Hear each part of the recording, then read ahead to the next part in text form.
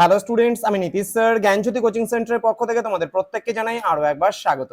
তো স্টুডেন্টস, আজকে আমি তোমাদের সঙ্গে আলোচনা করব সিধু কানহু বিরসা ইউনিভার্সিটির অধীনস্থ যে সমস্ত ছাত্রছাত্রীরা থার্ড সেমিস্টারে বিভিন্ন কলেজগুলোতে পড়াশোনা করছো তাদের জন্য আজকে মাইনর জিওগ্রাফি যে সিলেবাস রয়েছে সেই সিলেবাস নিয়ে আজকে বিস্তারিত আলোচনা করব।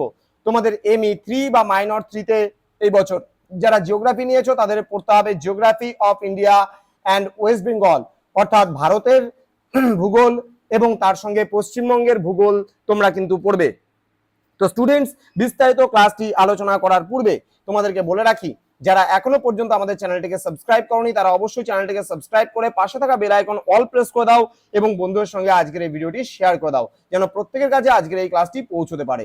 এছাড়া অনলাইনে তোমরা যারা ভাবছো আমাদের ক্লাস জয়েন করবে তারা সময় নষ্ট না করে যোগাযোগ করো। আমাদের অফিসিয়াল নাম্বার 7076398606 নাম্বারে অথবা 6295916282 নাম্বারে। তোমাদের টোটাল কোর্স ফি থাকছে মাত্র 1199 রুপিস, কিন্তু এই মুহূর্তে আমরা দিচ্ছি পুরো 50% ডিসকাউন্ট, অর্থাৎ তুমি কোর্সটা পেয়ে যাচ্ছ মাত্র 599 এর বিনিময়ে।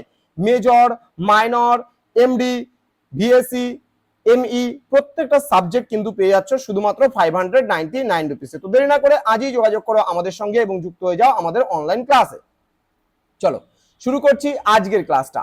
ইউনিট নাম্বার 1 তোমাদের রয়েছে জিওগ্রাফি অফ ইন্ডিয়া কনসেপ্টস, অর্থাৎ ভারতের যে ভূগোল রয়েছে সেই ভূগোলের ধারণা। এখানে বলছে broad physiographic divisions and river system, অর্থাৎ ভূপ্রাকৃতিক বিভাগ এবং নদী ব্যবস্থা বা জল নিকাশি ব্যবস্থা। দেন রয়েছে ক্লাইমেট, ক্লাইমেট মানে জলবায়ু, সয়েল মানে মৃত্তিকা এবং ভেজিটেশন মানে স্বাভাবিক উদ্ভিদ। Then population characteristics, growth, composition and policies. তো আমাদের কি বলছে এখানে পপুলেশন ক্যারেক্টারিস্টিক্স পড়তে হবে, তার গ্রোথ বৃদ্ধি পড়তে হবে এবং তার কম্পোজিশন গঠনটা পড়তে হবে। দেন বলছে distribution of different types of renewable and non renewable resources in India, অর্থাৎ এখানে সম্পদ সম্পর্কেও কিন্তু আমরা পড়বো ভারতের সম্পদ।